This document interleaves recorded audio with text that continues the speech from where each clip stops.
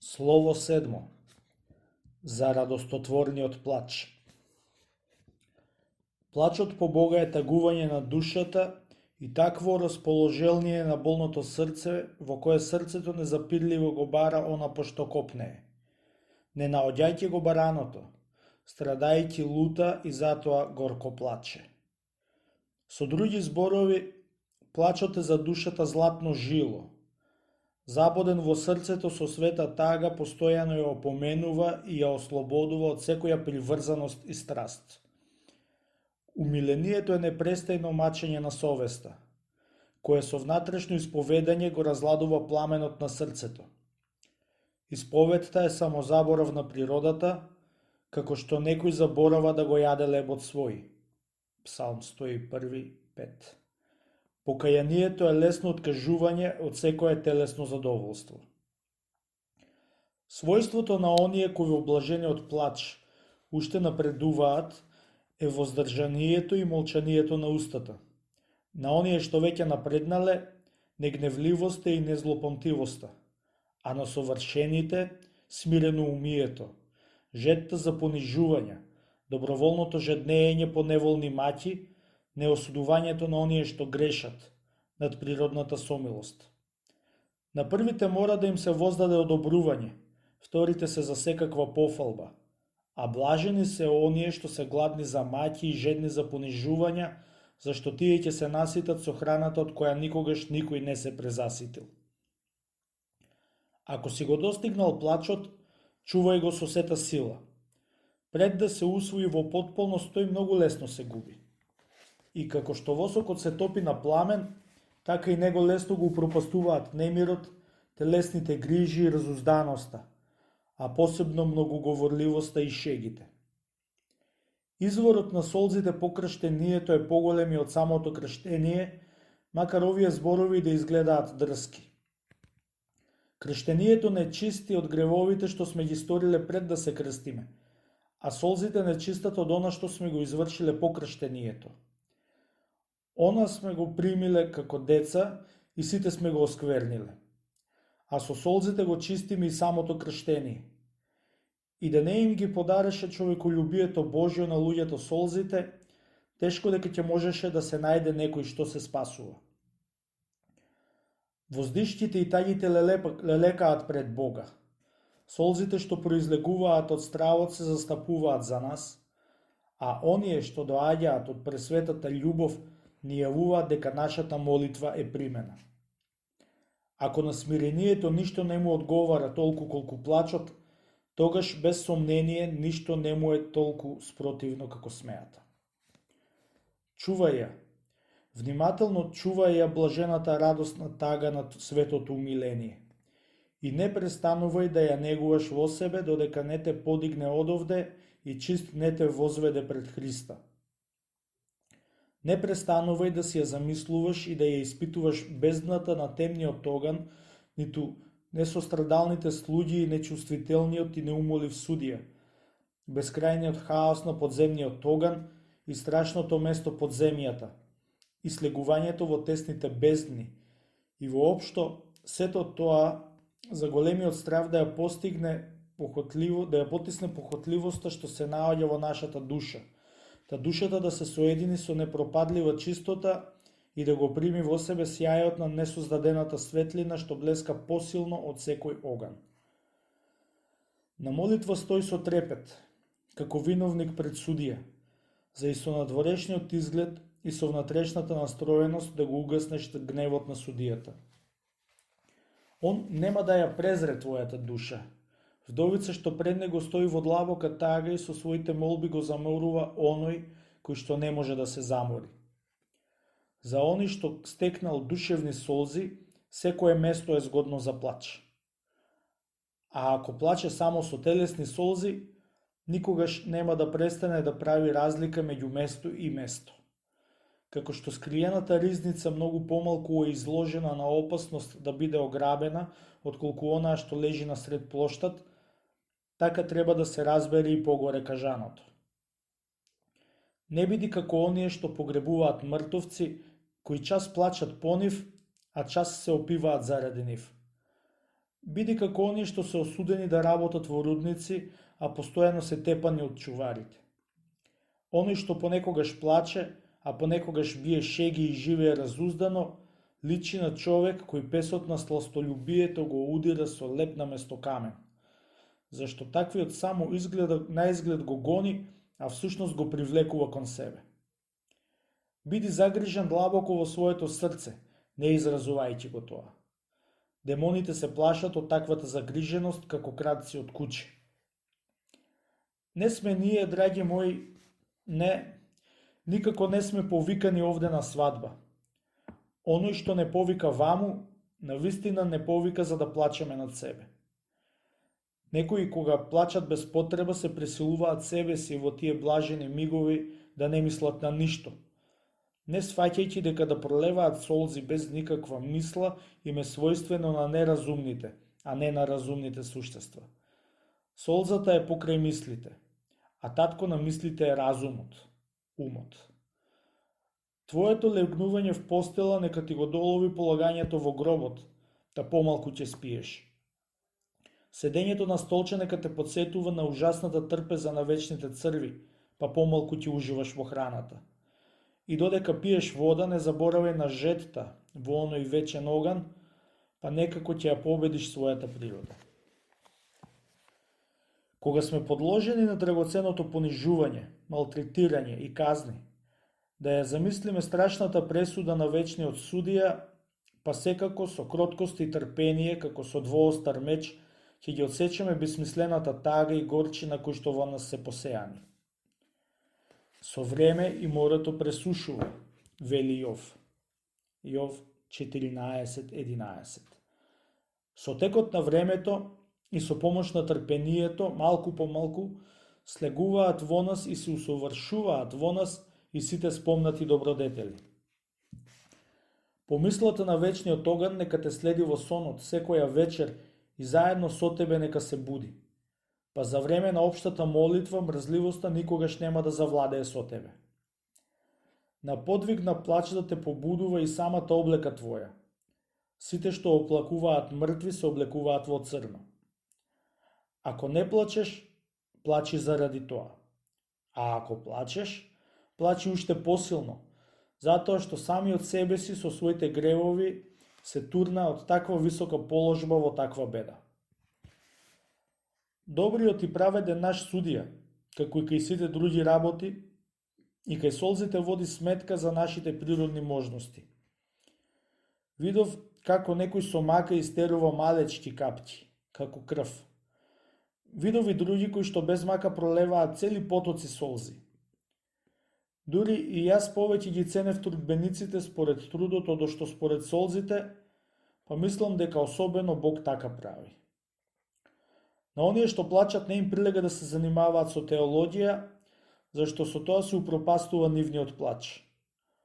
Оној што се занимава со теологија личи на човек кој седи на учителска катедра, а оној што плаче на човек кој живее на ѓубриште облечен во вреќа. Јов 2:8. Мислам дека тоа е причината заради која што Давид, иако учен и мудар човек, на оние што го испитуваа кога во една пригода плачеше, им одговори: како да запеам песна Господова во земја туѓа. Псалм 136:4. Тоест, обземеност од страст. Кај умилението, како во природата, постои нешто што се придвижува од некоја друга, надворешна причина. Кога душата и без нашиот труд и настојување е склона на солзи и нежна, да побрзаме. Тоа имено значи дека Господ дошол и без нашиот повик и ни го дал сунѓерот на боголюбивата тага и светата вода на благочестивите солзи, за да ја избришеме хартијата на нашите гревови. Чувај го тој плач како зеница во окото, додека тој самиот неосетно не те напушти, зашто голема е моќта на тој плач, поголема од моќта на плачот кој што е плод на нашата собствена грижа и желба. Совршенството на плачот не достигнал оној што плаче кога сака, туку оној што плаче за она што тој сака. па дури ни тој што плаче за она што самиот сака, туку оној што плаче за она што Бог сака. Со плачот по Бога често се меша најгнасната солза, солзата на суетата. А тоа опитно и побожно ќе го почувствуваме кога ќе се видиме себе си дека плачеме, а истовремено вршиме зло. Вистинското умиление е душевен јад без никаква гордост, болка на душата која во ништо не си угодува себе си, туку во секој миг ја замислува својата смрт и од Бога, кој ги утешува смирените монаси, очекува утеха како жедни од студена вода. Оние што плачат од длабочината на душата го замразили и самиот свој живот, а од своето тело се свртуваат како од непријател. Кога кај оние што мислат дека плачат по Бога, гледаме гнев и надменост, нивните солзи треба да ги сметаме за неправилни. Зашто? Што има заедничко светлината со темнината? Второ послание до Коринтијаните 6:14. Плод на лажното умиление е вообразеноста, а на вистинското утехата. Како што огнот ја проголтува сламата, така и чистата солза изгорува секаква нечистотија, видлива и невидлива. Многумина отци сметаат дека потеклото на солзите е нејасно и неразбирливо, особено кај почетниците, зашто солзите можат да бидат последица на многу и разни причини, на природата, на Бога, на неправилна или пофална тага, на суета, блуд, љубов, сеќавање на смртта и многу други причини. Откако со страв Божји ќе ги испитаме сите побуди за плач, да се погрижиме да се здобиеме со чистите и неизмамливи солзи што се раѓаат од размислувањето за одвојувањето од телото, зашто во тие солзи нема ни кражба ниту надменост, туку тие напротив водат до исчистување и до напредок во љубовта кон Бога, до покајаност на гревовите и ослободување од страстите. Не е необично плачот да започне со добри солзи, а да заврши со лоши. Но пофално е кога од неправилните или од природните солзи се преминува на солзи духовни. Тоа прашање го разбираат оние што се склони кон славолюбие. Не верувај им на солзите пред целосно да се исчистиш, зашто не треба да имаме доверба во виното што се точи во чаша непосредно од кацата во која што се правило. Никој не одрекува дека сите наши солзи по Бога се полезни. Но во што всушност се состои таа полза, ќе видиме во часот на смртта. Кој постојано плаче по Бога, нему секој ден му е духовен празник. А кој не престанува да празнува телесно, него го очекува плач вечен. Нема радост за осудениците во затвор. Нема празник на земјата ни за вистинските монаси. Може би затоа и рече со воздишка оној кој што толку многу сакаше да плаче. Изведи ја душата моја од робство. Псалм 141:8. За да се израдува на твојата неискажлива светлина. Биди како цар во своето срце, седнат на возвишениот престол на смирението, заповедајќи и на смејата, оди си, и таа си оди. И на сладкиот плач, дојди, и доаѓа. И на телото, нашиот роб и тиранин, направи го тоа и го прави. Матеј 8:9. Човекот што се облекол во блажен и благодатен плач, како во свадбена риза е започнал духовната смеја на душата. Постои ли таков монах кој што сето свое време во монаштвото го минал толку побожно, што ни ден, ни час, ниту еден единствен миг никогаш да не изгубил, ниту целото време му го посветил на Бога, имајќи на ум дека во овој живот не може два пати да се доживее еден ист ден. Блажен е оној монах кој што со очите на душата е во состојба јасно да ги гледа умствените сили, тоест ангелите. Но од пат е навистина сочуван само монахот кој што размислувајќи за смртта и за гревовите, постојано ги оросува своите образи со солзите на телесните очи. Тешко би можел да поверувам дека првиот степен може да настапи без вториот. Сум гледал молители и дрски просјаци како со известни духовити зборови веднаш го освојуваат срцето и на царевите, предизвикувајќи ја нивната сомилост. А сум гледал и луѓе сиромашни и бедни во добродетелта како со некои недуховити, но напротив со смирени, нејасни и збркани зборови од длабочината на очајното срце, без срам, упорно јачат кон небесниот цар и со тоа како да го присилуваат на милост оној чија природа не може да се присили.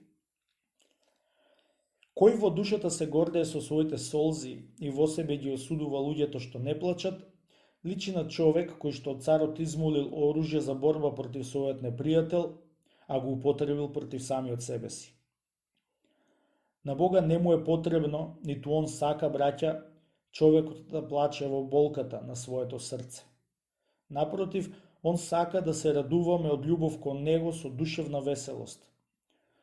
Одземи го гревот, па на твоите очи ќе им бидат излишни солзите на болката. Кога нема рана, ни завеот не е потребен.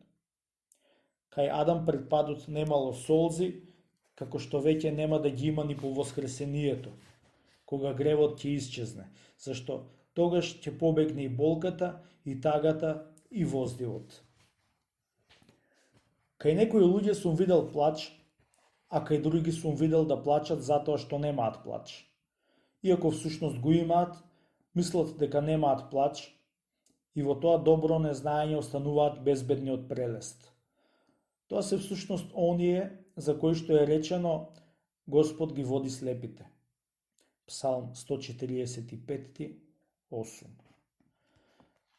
Често се случува површните луѓе дури и нивните солзи да ги понесат. Затоа на некои тие и не им се даваат. Таквите луѓе, грижејќи се ги заслужат, самите себе си задаваат болка, самите себе си се осудуваат и се мачат со воздишки, страдања и душевен јад, со длабока тага и жал. Иако сметаат дека тоа ни малку не им користи, сето тоа на еден безопасен начин им ги заменува солзите. Ако добро погледнеме, ќе видиме дека демоните често тераат шега со нас. Кога ќе се најадеме, предизвикуваат во нас умиление. Кога постиме, не прават закоравени. Тие тоа го прават за измамени да и се предадеме на мајката на сите страсти, обилната храна. Затоа ним не треба да им се покоруваме, туку да го правиме токму спротивното. Размислувајќи пак за самото својство на умилението, јас се чудам како тоа плачот и така наречената тага содржат во себе, како саќето и медот, радост и веселба. На што не поучува тоа? На тоа дека умилението е навистина дар Господов. Нема тогаш во душата лажливи сласти, бидејќи Бог потиштените на таинствен начин ги теши во срцето.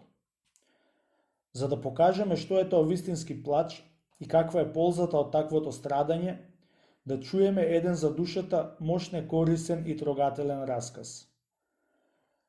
Беше овде еден Стефан кој го сакаше пустинскиот и безмолвен живот и помина многу години во монашки подвизи, богато украсен со многу добри одлики, а особено со пост и со солзи. Тој порано имал келија на една падина на онаа света планина на која што некогаш беше и светиот боговидец Илија. Со намера да се посвети на најдействителен, најсуров и најстрог подвиг на покаяние, овој славен човек се пресели на едно место каде што обично се населуваа челниците, а кој се викаше Сидин. И таму во најстрог и најсуров подвиг помина неколку години, бидејќи местото беше без секаква удобност, сосем непристапно, оддалечено 70 милји од Кастро. Пред крајот на својот живот, старецот се врати во својата ќелија на Светиот врв. Имаше таму и двајца ученици палестинци, многу побожни, кои му ја чуваа ќелијата додека беше одсутен. Само неколку дена подоцна старецот се разболе и од таа болест умре. Дента пред да се упокои, тој падна во екстаза и со отворени очи се обзираше час десно, час лево од постелата. Па како некој да го мачи, од време на време говореше пред сите што беа тука собрани. Да, вистина е, но само заради тоа колку години постев. И повторно, не, навистина лажете, тоа не го сторив. И потоа, да, навистина е така, да, но за тоа плачев и им служев на браќата. И уште, не, сето тоа е клевета. А понекогаш одговараше, да, навистина да. И што да речам на тоа не знам, но Бог е милостив. Беше тоа навистина ужасна и страшна гледка. Тоа невидливо судење на кое што нема милост. А што е пострашно, го обвинуваа и за она што не го сторил. Леле, еден таков безболник и отшелник зборуваше за некој од своите гревови. Што да речем на тоа не знам. А помина во монаштво околу 40 години. Имаше и дар на солзи. Тешко мене, тешко мене. Каде беше тогаш гласот на Езекил да им рече: ќе ти судам за она што ќе го најдам во тебе, рече Бог. Езекил 33:13. Ништо слично на тоа тој не можеше да каже. Зошто? Слава на единиот кој знае. А некој како пред Господа ми раскажува дека Стефан и Леопард хранел со своите раце во пустината. И умрет во текот на ова судење, а остана непознато каква беше одлуката, каков завршетокот, каква пресудата и каков крајот на тоа судење. Како што вдовицата што го загубила мажот, а има син единец, единствена утеха по Господа, има само во тој единец, така и на душата што сгрешила и нема друга утеха во часот на излезот од телото, освен суровиот пост и солзите. Таквите покајници никогаш нема да прибегнат кон тажни песни или тажење над себе си, зашто тажењето го сопира плачот. А ако со тие средства се обидуваш да го повикаш, тој ќе побегне од тебе далеко и уште подалеку. Плачот е со навика вкорената болка во пламената душа. Кај многумина тој е предвестник на блаженото бестрастие, кој ја мете и однапред ја украсува душата и ги отстранува остатоците од гревот. Еден искусен трудбеник на оваа добродетел вели: честопати, кога ќе почувствував дека нешто ме влече на гордост или на гнев или на претоварење на стомакот, помислата на плачот однатре ме опоменуваше и ми велеше: не биди суетен, инаку ќе те напуштам. Слично и во врска со другите страсти. А јас си говорев: никогаш нема да бидам непослушен, додека не ме доведеш пред Христа. Во длабочината на плачот се наоѓа утеха и чистото срце прима просветлување. А просветлувањето е неискажливо дејство Божјо, што се сознава несознајно и се гледа невидливо. Утехата е освежување на болната душа, која како малечко дете во исто време плаче и почнува ведро да се насмевнува. Таа е поддршка и обновување на душата што потонала во тага и на чудесен начин солзите на болката ги претвора во солзи на радост. Солзите настанати при помислата на смртта раѓаат страв. Кога тој страв ќе роди надеж во Бога, блеснува радоста. А кога радоста која што не престанува, ќе дојде до врвот, тогаш никнува цветот на светата љубов. Со раката смирението одбива ја од себе радоста како да си недостоен за неа, за излажан да не примиш волк наместо пастир. Немој да тежнеш по созрцание. Подобро тоа самото да ти прииде, привлечено од убавината на твоето смирение, за да те прегрни и да се соедини со тебе во пречист брак за навек. Од самиот почеток, кога малото детенце ќе го запознае својот татко, тоа целото се исполнува со радост. А кога овој неизвестно време намерно ќе си отиде, па повторно се врати, детето се исполнува и со радост и со тага. Со радост, затоа што го гледа таткото по кое копнеело, а со тага, затоа што толку време не можело да го види драгиот татковски лик. Мајката исто така се сокрива понекогаш од детето и весела е кога гледа дека натажено ја бара. Таа го навикнува да биде постојано крај неа и ја развива неговата љубов кон себе. Кој има уши да слуша, нека чуе, вели Господ. Лука 14:35 и Матеј 13:9. Оној што е осуден на смрт не размислува веќе за уреденоста на театарот. Така и оној што навистина плаче, повеќе не обрнува внимание ни на сетилните уживања, ниту на славата, ниту на гневот и лутината. Плачот е болка вкоренета во душата што се кае, во душата која што секојдневно додава болка на болка како жена што раѓа во маќи. Праведен и свет е Господ. На оние што живеат разумно во безмолвие, он им дарува умиление. На оние што разумно служат во заедница, им дарува секојдневна радост. А кој не оди ни по едниот ни по другиот пат како што треба, тој се простил од плачот.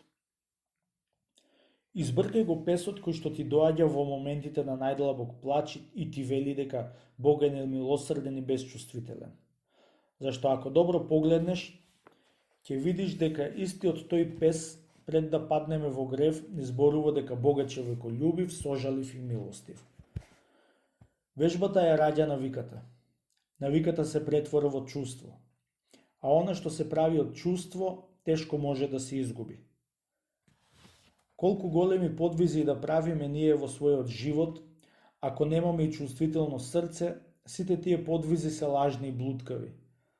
Зашто оние кои помиењето, така да кажам, повторно се извалкале, навистина треба да ги исчистат своите раце преку силен пламен на срцето и со елеот Божји.